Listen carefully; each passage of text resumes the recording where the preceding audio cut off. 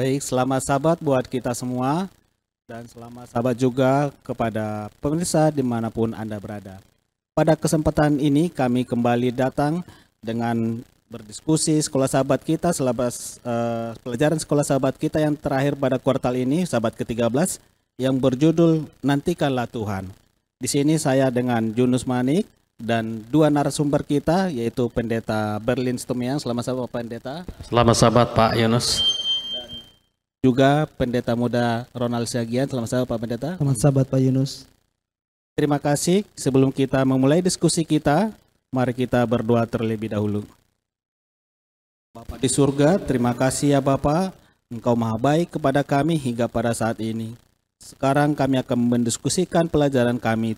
Tuhan berkati kami dan juga narasumber kami Tuhan, agar firman yang akan disampaikan dapat menjadi buka hati pikiran kami untuk senantiasa setia kepada Tuhan dalam kehidupan kami sampai kedatangan-Mu yang kedua kali. Terima kasih Bapa, di dalam nama Yesus kami berdoa dan mengucap syukur kepadamu. Amin. Baik, pada pelajaran kita, pelajaran ke-13 yang berjudul Nantikanlah Tuhan. Sebagai ayat intinya terdapat di dalam Mazmur 27 ayat 14 dikatakan, Nantikanlah Tuhan, kuatkanlah dan teguhkanlah hatimu. Ya, nantikanlah Tuhan. Bagaimana kita disuruh untuk menanti Tuhan. Di sini akan kita mendengarkan pemaparan dari kedua narasumber kita tentang menantikan Tuhan. Sebagai pertanyaan pertama yang ingin saya sampaikan kepada Bapak Pendeta Situmiang, mengapa penantian itu penting di dalam kehidupan kerohanian kita? Dan bagaimana penantian itu memurnikan dan memperkuat iman kita? Mungkin Pak Pendeta boleh jelaskan. Baik, terima kasih Pak Yunus untuk pelajaran kita yang ke-13 ini dengan judul Nantikanlah Tuhan. Mengapa penantian itu penting? Seperti itu tadi ya. Dan bagaimana itu memperkuat dan memurnikan iman kita. Kata dasar nanti. Menanti itu sebenarnya itu adalah pekerjaan yang paling kita tidak sukai. Menyebalkan begitu ya. Bahkan ada lagu dunia memang ya, Jivilia, menanti adalah sesuatu yang kita tidak harapkan. Ya, menanti 5 menit itu bisa seperti menanti sudah sekian, mungkin 1 jam. Tapi ditungguin orang 10 menit, kalau kita datang, baru juga gitu ya. Lama kali kau katanya, baru juga gitu. Nah, sekarang kita ke pelajaran kita dikatakan nantikanlah Tuhan. Ini menantikan Tuhan ini sudah cukup lama kalau dilihat dari tahunnya begitu ya. Sejak dari rasul-rasul sampai hari ini, nantikanlah Tuhan. Yesus pasti datang gitu ya. Tetaplah setia. Bagaimana itu bisa penting dalam kehidupan rohani kita dan memurnikan iman kita? Bahwa penantian adalah satu aspek penting dalam kehidupan rohani kita. Karena melalui penantian kita belajar untuk bersabar, belajar untuk percaya, dan belajar bergantung kepada Tuhan. Jadi menantikan itu membuat kita menjadi satu pribadi yang harus bersabar ya, karena orang yang menanti harus sabar gitu ya, percaya bahwa itu dia akan datang gitu ya. Orang yang menanti pasti yakin bahwa dia pasti datang, yang ditunggu, dan disitulah kita bergantung kepada Tuhan. Penantian juga merupakan cara Tuhan untuk menguji dan mengasah dan mengubahkan karakter kita. Jadi menanti itu juga adalah cara Tuhan untuk menguji kita sejauh mana kita sanggup untuk apa?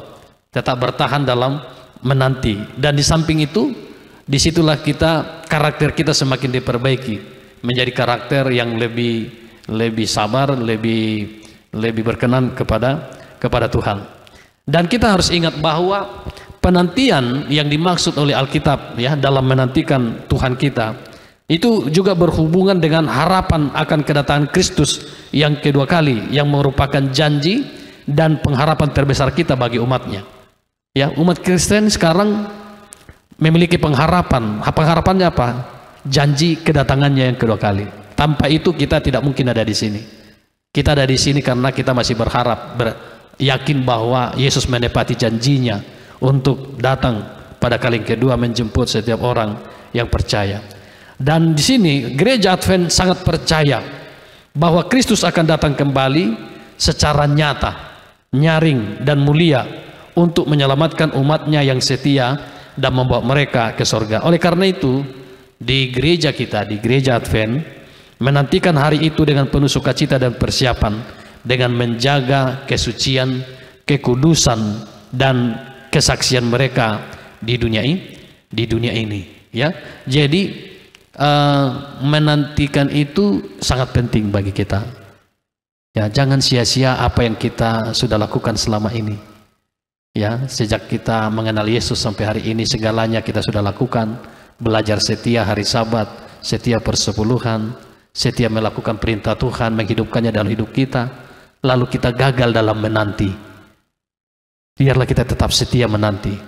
Kita imani janji Tuhan bahwa Dia pasti datang dan segera. Sudah diambang pintu ya. Jadi mari kita tetap setia, dan dalam menanti biarlah itu menjadi ujian rohani bagi kita agar kita semakin bersabar dan semakin setia, dan waktu yang diberikan itu menjadi waktu yang baik untuk memperbaiki kehidupan kita lebih baik, lebih rohani dan lebih setia kepada Tuhan. Karakter kita diubahkan menjadi karakter yang semakin serupa dengan Kristus. Mungkin itu Pak Yunus. Baik, terima kasih Bapak Pendeta, pemaparan yang sangat luar biasa. Saudara-saudara, penantian sangat luar biasa jika kita tetap sabar bahwa kita akan melihat kuasa Tuhan dalam kehidupan kita sampai kedatangannya yang kedua kali. Baik, selanjutnya kita menyampaikan pertanyaan kepada Bapak Pendeta Muda Sagian. Seperti di dalam Mazmur 131 mengenai tentang kepercayaan anak kecil. Kepercayaan seperti anak kecil yang digambarkan dalam Mazmur 131 itu mengibaratkan bahwa iman yang sudah dewasa dan telah diuji oleh kesukaran hidup dan telah menemukan bahwa Allah setia pada firman-Nya. Kira-kira bagaimana pernyataan ini Pak Pendeta? Terima kasih Pak Yunus ya. Kalau kita coba buka di Mazmur 131, dikatakan di ayat yang pertama, Tuhan, aku tidak tinggi hati dan tidak memandang dengan sombong. Aku tidak mengejar hal-hal yang terlalu besar atau hal-hal yang terlalu ajaib bagiku. Nah, tadi dikaitkan bahwa iman yang dewasa adalah iman yang seperti seorang anak kecil ya. Nah, seperti apa iman yang seperti anak kecil itu dikatakan di sini tidak tinggi hati. Ya, artinya rendah hati ya. Dia tidak sombong. Dan bagaimana hal ini bisa terjadi?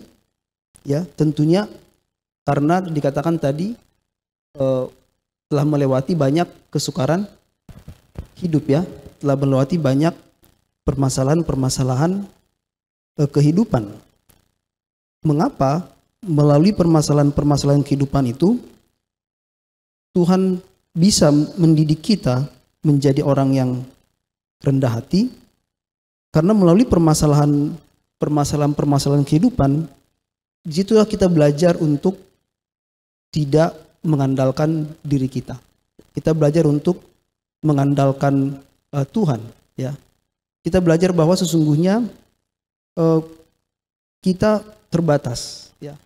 Ketika kita menyadari kita terbatas, mungkin ada masalah besar dalam kehidupan kita, lalu kita bergantung kepada Tuhan, dan di situ kita melihat bagaimana Tuhan menolong kita, dan sehingga masalah demi masalah justru melatih kita untuk terus bergantung dan berserah kepada Tuhan. Nah, jadi semakin seseorang itu dewasa secara keimanannya, dia akan menjadi orang yang semakin berserah, semakin bergantung kepada Tuhan, seperti seorang anak ya, seorang anak yang bergantung sepenuhnya kepada orang tuanya ya.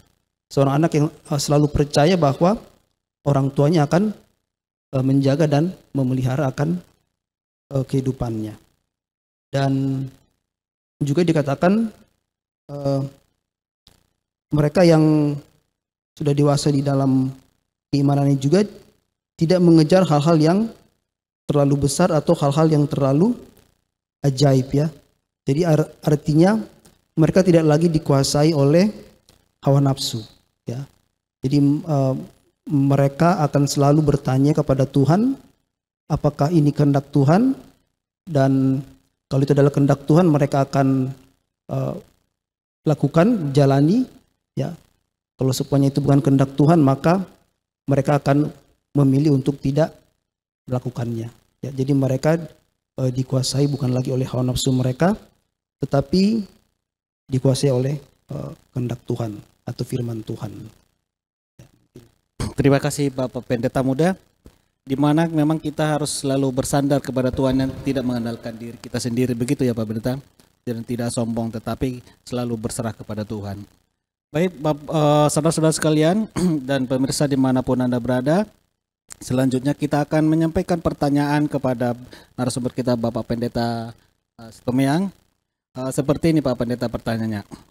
Ada pernyataan menyatakan bahwa kelepasan masa lalu sangat begitu besar sehingga dapat digambarkan sebagai pengalaman mimpi yang menjadi kenyataan. Nah, sebagai pertanyaannya, bagaimana pembebasan ajaib Tuhan pada masa lalu dapat menjadi sumber inspirasi yang tidak ada habisnya bagi umat Allah dan menjadi sumber pengharapan di masa depan? Begitu Pak. Baik, terima kasih. Jadi memang pembebasan ajaib yang dilakukan Allah di masa lalu, kita bicara dalam konteks bangsa Israel ya, di kitab Mazmur kita melihat keajaiban-keajaiban yang sangat luar biasa terjadi, dan itu tentu akan menginspirasi kita hari ini. Ketika kita baca sejarah itu, kita tahu akhirnya cerita bagaimana berjalannya itu semua. Kita tahu bahwa semua itu karena campur tangan Tuhan. Itu menjadi inspirasi bagi saya hari ini, bahwa keajaiban yang Tuhan lakukan di masa lalu bisa terjadi hari ini. Bahkan ketika saya bermimpi, ya seperti dikatakan mimpi yang digenapi, mimpi yang dikabulkan gitu ya. Saya pernah bermimpi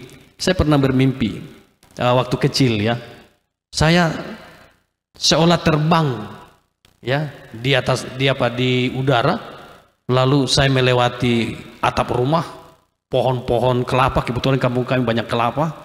Enak sekali. Tiba-tiba saya terbangun. Kok bisa aku mimpi seperti itu gitu ya. Tapi tak mungkin mimpi itu jadi kenyataan gitu. Tapi dalam apa yang dialami oleh bangsa Israel ya, dalam keajaiban yang mereka rasakan, ternyata itu bukan hanya sekedar mimpi ya, bukan hanya sekedar mimpi, dan itu ternyata adalah sebuah kenyataan keajaiban yang benar-benar terjadi dalam kehidupan mereka ya, kehidupan mereka. Salah satu contoh misalnya ya, salah satu contoh pembebasan ajaib Tuhan yang jadi mimpi ya dan nyata adalah ketika Tuhan membelah laut Teberau untuk membebaskan bangsa Israel atau umat Tuhan dari kejaran tentara Firaun ya. Ketika itu bangsa Israel merasa terjepit antara laut dan musuh, tetapi Tuhan membuka jalan bagi mereka untuk melintasi laut dengan kering. Dengan cara apa? Tuhan membelah laut Teberau, membelah. Lalu ketika membelah, kemudian Tuhan perintahkan bangsa Israel masuk lewat jalan yang kering ya. Ketika dibelah, jalan yang kering, mereka menyeberang ya. Begitu banyaknya bangsa Israel, mereka menyeberang sampai ke seberang ya, sampai ke ujung, dari ujung sini ke ujung sana. Itu kan keajaiban ya, keajaiban. Lalu ketika mereka sudah tiba di sana, di seberang, sementara tentara-tentara bangsa orang Firaun, ya, tentara-tentara Firaun sedang mengejar dengan keretanya, mereka juga ikut, ya, melihat, mereka lihat keajaiban itu. Wah, ini kok laut terbelah, kok bisa terbelah. Mereka ikut mengejar, ya, mereka kejar sampai ke tengah laut. Lalu ketika bangsa Israel sudah ada di seberang, kemudian Tuhan katakan Musa, ya, untuk meletakkan kembali tongkatnya atas atas laut itu, dan akhirnya laut itu kembali bersatu. Yang tadinya terbelah menjadi bersatu, dan apa yang terjadi? Kita melihat bagaimana tentara-tentara daripada Firaun binasa di tengah laut, tenggelam, ya, oleh karena laut telah bersatu. Itu mimpi sebenarnya itu seperti mimpi yang jadi kenyataan, karena mustahil gitu, tapi terjadi, ya, kepada bangsa Israel. Jadi pembebasan ajaib Tuhan di masa lalu bukan hanya menjadi kenangan, tetapi juga sudah menjadi jaminan akan pembebasan Tuhan di masa yang akan datang. Ya, dengan peristiwa itu menjadi sejarah yang sangat berharga bagi kita. Seolah-olah itu cerita cerita yang dongeng, ya, cerita yang mustahil gitu, tapi ternyata itu benar terjadi. Dan dengan itu kita yakin hari ini, kalau Tuhan bisa melakukan keajaiban di masa lalu, maka Tuhan yang sama bisa melakukan keajaiban di masa hari ini. Ya, bahwa bagi Tuhan tidak ada yang mustahil. Apa saja bisa terjadi dalam kehidupan manusia, dan Tuhan bisa melakukan apa saja yang tidak mungkin bagi manusia. Oleh karenanya kita percaya bahwa Tuhan akan datang untuk kembali membebaskan umatnya dari dosa, maut, dan iblis, membawa mereka ke surga yang kekal. Jadi ketika Tuhan katakan, aku membebaskan engkau dari kebinasaan, membebaskan engkau dari hukuman dosa, maka itu pasti terjadi, dan sudah terjadi dengan kematian Yesus di kayu salib. Jadi kedatangan Tuhan yang kedua kali ini juga seperti mimpi. Banyak orang berpikir, manalah mungkin Tuhan Yesus datang, seperti apa, masa mau datang dari langit gitu, ya, karena Alkitab katakan Yesus akan datang seperti ketika dia pergi terangkat ke sorga.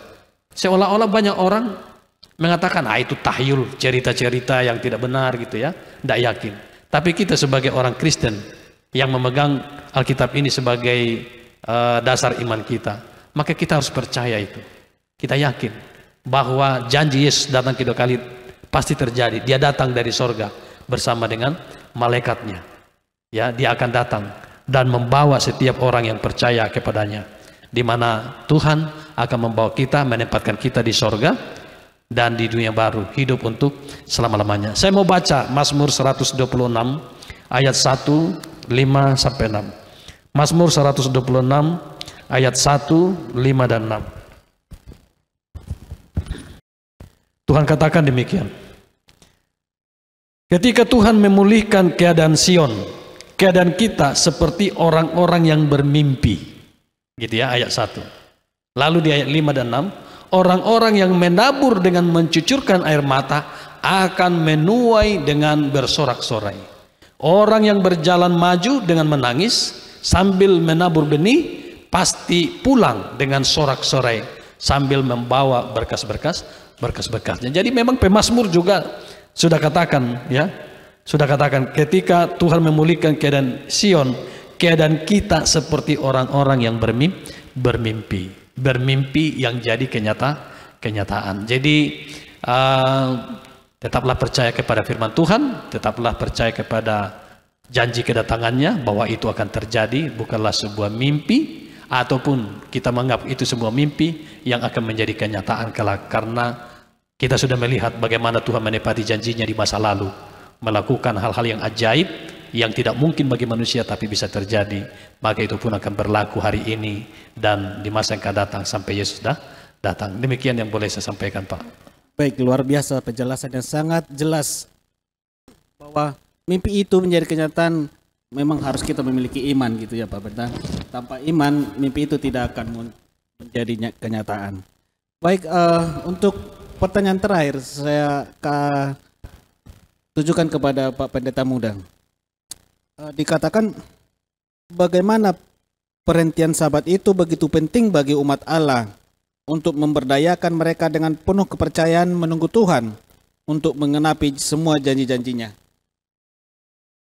Iya, jadi dikatakan perhentian Sabat itu penting bagi umat Allah untuk memberdayakan mereka dengan penuh kepercayaan menunggu Tuhan untuk menggenapi semua janji-janjinya ya.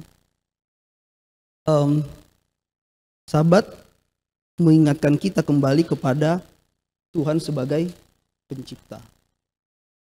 Itu memerlukan iman ya. Artinya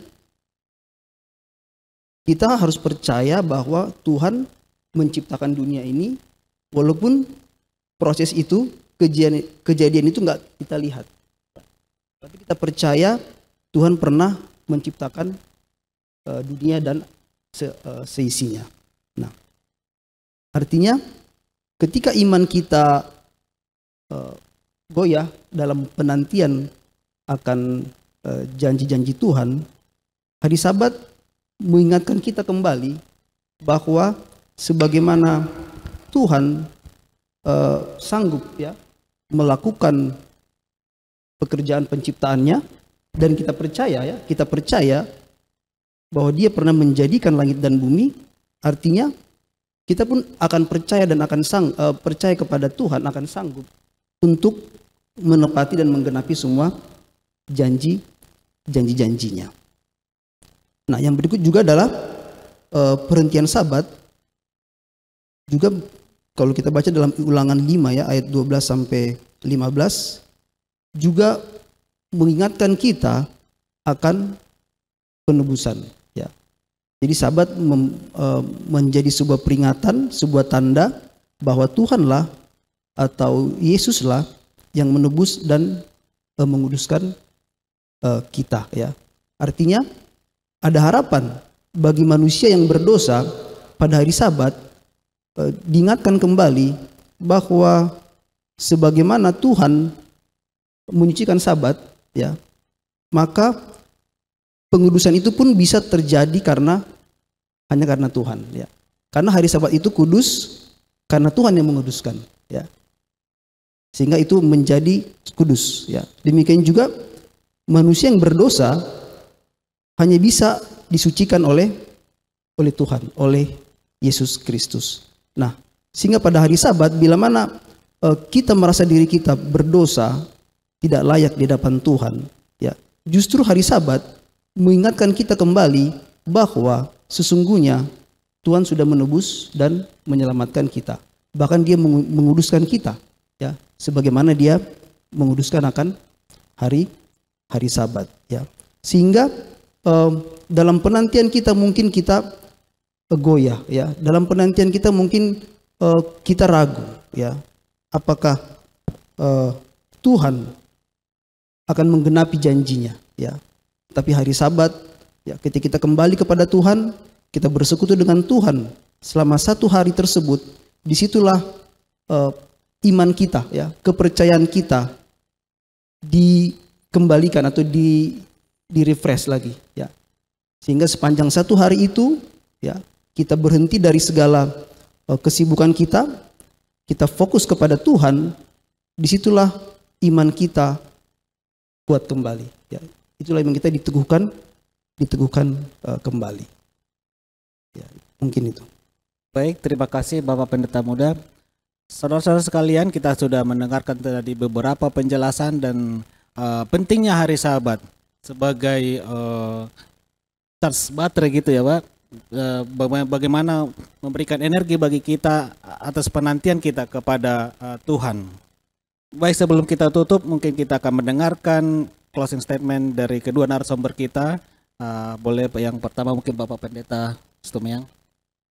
Baik, saudara jemaat Tuhan yang saya kasihi, pemirsa dimanapun saudara berada, untuk kesimpulan atau closing statement dari pelajaran yang boleh kita dengarkan pada Sabat ini, bahwa kitab Mazmur mengucapkan permohonan yang sungguh-sungguh untuk menantikan Tuhan. Ya, Mazmur 37 ayat 7 berbunyi, berdiam dirilah di hadapan Tuhan dan nantikanlah Dia. Ketika penantian terasa membebani kita rasa kesepian, rasanya tidak sanggup untuk berdiri menunggu, terlalu lama menunggu, duduklah, berdoalah kepada Tuhan, angkatlah wajahmu ke atas dan lihat kemuliaan Tuhan. Kali ini engkau harus percaya kepadanya dan janjinya lewat roh Tuhan yang akan meneguhkan dan menguatkan sambil menunggu sampai nyata dia datang. Teguhkan iman masing-masing kita dan pengharapan kita kepadanya. Jangan mau diombang-ambingkan oleh kehidupan yang tidak perlu untuk kita khawatirkan. Terkadang hidup ini kita terlalu khawatir, ya, segala hal kadang-kadang kita khawatir, yang tidak hal-hal sepele pun kadang-kadang kita terlalu khawatir, ya, sehingga membuat kita menjadi takut, gelisah dan lain sebagainya. Sesungguhnya itu adalah cara-cara setan untuk menggoyahkan kita. Tetapi biarlah dengan janji Tuhan kita pegang terus dalam hidup kita, dan akhirnya apapun itu kita sanggup bertahan, kita sanggup setia, dan bahkan semakin kuat di dalam siapa? Di dalam Tuhan.